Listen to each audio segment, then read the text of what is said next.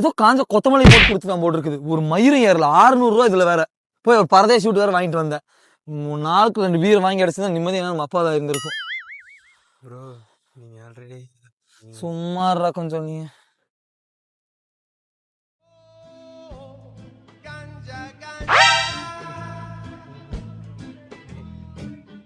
இருக்கு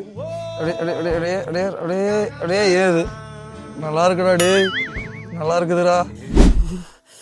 வெயில் அடிக்குது ஆனாலும் குளிருது இல்ல, நல்லா கிரேவ் ஆகுதுடா.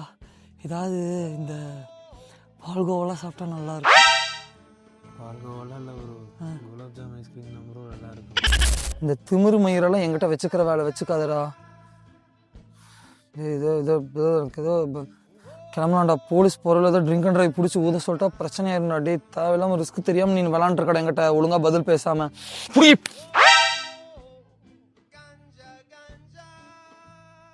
ப்ரோ கேட்டீங்களா ப்ரோ?